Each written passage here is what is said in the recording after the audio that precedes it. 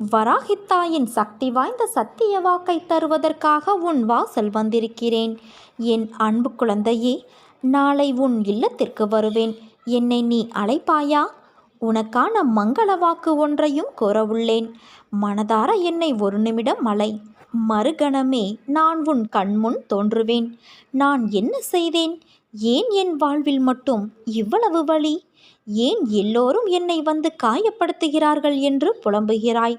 மற்றவர்கள் செய்த தவறு, துரோகம் ஏன் சுற்றி இருப்பவர்களுக்கு தெரியவில்லை? ஏன் என்னை மட்டும் இப்படி குற்றவாளிகளாக பார்க்கிறார்கள்? அவர்களுக்கு தெரியவில்லையா உண்மை எதுவென்றுதானே நீ புலம்புகிறாய்?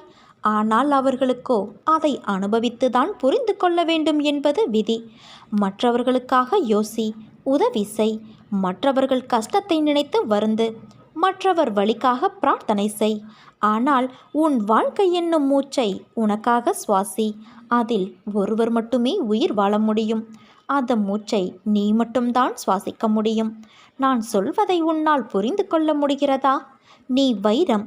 உன்னை ஒரு வடிவம் கொண்டு வருவதற்காக நான் செதுக்குகின்றேன். உனக்கு துணையாக நான் வாழ்வேன். நீ என் பரிபூரண அருளும் ஆசீர்வாதமும் அன்பும் பெற்ற என் செல்ல குழந்தை. இப்போது உனக்கு துன்பமாக தெரிவது எதுவும் துன்பமில்லை. அவை உன் கண்முன் தெரியும் மாயை. அதை உண்மை என்று எண்ணி கண்ணீர் சிந்தாதே. உண்மையில் உன் வாழ்வில் இன்பம் உள்ளது. அதை விரைவில் உனக்கு நான் வெளிப்படுத்துவேன். உனக்கான நேரங்கள் தொலைவில் இல்லை என் தங்கமே. அது உன்னை தேடி வந்து கொண்டிருக்கிறது. பிள்ளைகளின் நலம் சீராகும். நான் கம்பீரமாக உன் மனதிலும் உன் இல்லத்திலும் அமர்ந்து கொண்டு இருக்கிறேனே. ஏன் அது உனக்கு தெரியவில்லையா? நீ என்னை மனதில் நினைத்தாலே போதும். தினமும் என்னை பூஜித்தால்தான் உன்னை நான் நினைப்பேனா? இல்லை, யோசித்துப்பார். நீ இன்று இருப்பதை விட இதற்கு முன்பு பல வேதனைகள், மனக்கசப்புகள், உறவுகளோடு பூசல்கள், ஆசையாசையாய் வாங்கியது கைவிட்டு போனது. நிம்மதியை இழந்தாய். ஏன் தினசரி வாழ்க்கையை நடத்துவதற்கு நீ பட்ட கஷ்டங்கள் போதுமப்பா இந்த வாழ்க்கை என்று அழுது புலம்பினாய். அதையெல்லாம் நீ மறந்துவிட்டாயா என்ன? அனைத்தையும் உன் அன்னையான நான் அறிவேன். இன்று நீ எப்படி இருக்கிறாய்? தினமும் என்னை பூஜித்தாய். ஆனால் நான் உன்னிடத்தில் எப்படி வந்து சேர்ந்தேன்? நீ எனது பொக்கிஷம்.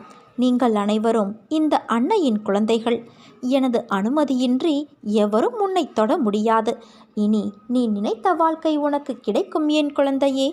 என் வாக்கு என்றுமே பொய்யாகாது. உறவுகள் உன்னை பாராட்டும். பிள்ளைகள் உனக்கு பெருமை சேர்ப்பர். பொறுமையாக இரு.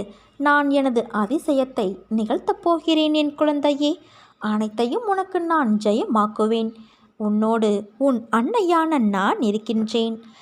உனக்கான வரும் காலத்தை உருவாக்கி உன்னை அனைவரும் வியக்கும் வண்ணம் மிளிரச் செய்வேன். பொறுமையோடு என் மேல் நம்பிக்கை வைத்து செயல்படு. நீ நம்பிக்கையோடு இருந்தால் நல்லதே நடக்கும். உன் வராகித்தாய் நான் இருக்க பயம் ஏன் உனக்கு?